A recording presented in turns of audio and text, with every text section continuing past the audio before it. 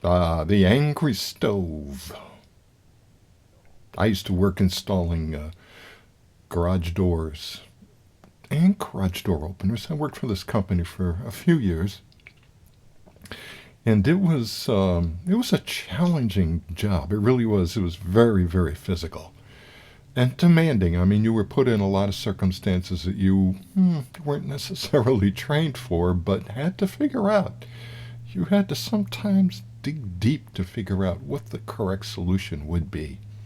I mean, not only was it residential, but it was commercial as well.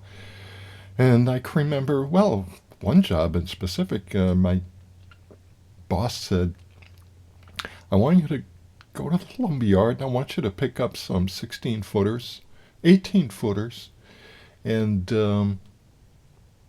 I want you to rebuild the front of this garage. It's basically two 8x7 garage doors.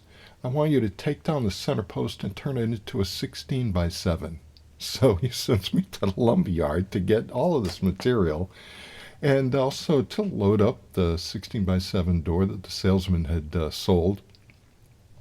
I had never done this before. I had absolutely not a clue. But the expectation was figure it out, make the customer happy, and do a great job. Well, the reason I tell you a little bit about that is an introduction to the story is because I wanted you to understand that at the end of the day, when I worked for this company, I was tired. I was beat, both physically and emotionally.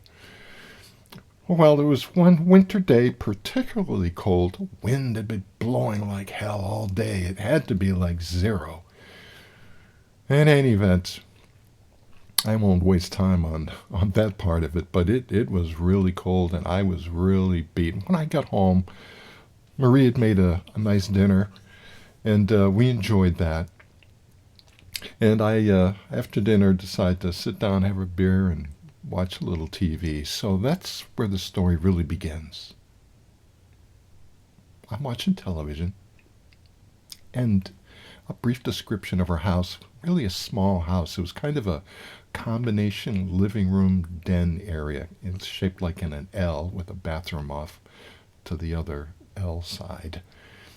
And I'm watching TV, and Marie's on the phone.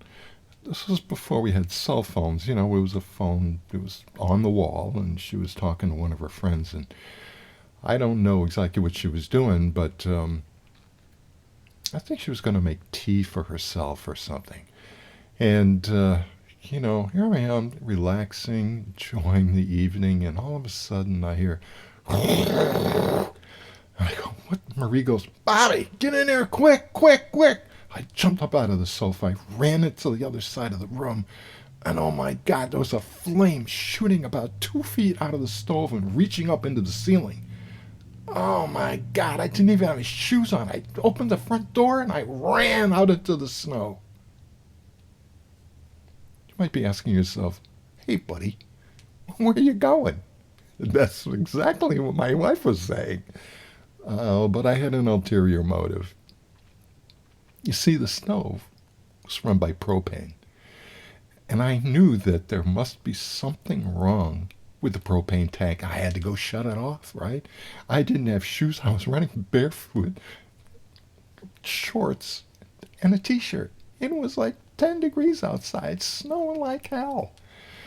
Anyway, I got to the tank, reached the top of the tank, grabbed the knob, and I turned it, shut it off. I was shaking like you wouldn't believe. I went back into the house and Marie was like, her mouth was like practically on the floor. Oh, you ran out of the house. I thought you were leaving me. I said, no, honey, I had to go turn off the gas. Thank God nothing got burnt. She didn't get burnt. She wasn't standing in front of the stove when it lit. Thank goodness, but she tells a story often, and when she gets to the part with, the stove exploded and I see my husband run, people start saying, he did what? Well, she enjoys telling the rest of the story too, but I must admit, thank goodness I had a clear mind that night to go out and do what I need to do. The follow-up to this was I called the gas company, well, the people that delivered the propane, and I said, we had an emergency here tonight. What do I do? And they said, do you have a coffee can? Yeah. And she says, well, we think that what happened was that the regulator must have gotten wet and frozen. Is the regulator on the top of the tank covered? We go, no, I don't think it is. Oh, she goes, well, get a coffee can and cut a slit in it and put that coffee can over the regulator and you won't have any more trouble. Really? You're kidding me, right? No, it happens. Okay, well, thank you very much. I'm going to go find a coffee can. Click. You know what? It worked. We kept the coffee can on the house till we sold the house about 4 years later. Never had an issue again. And the house is still standing 20 years later, so I don't know if they did anything else. I should go by and see if that old coffee can is still on top of that regulator. What do you think?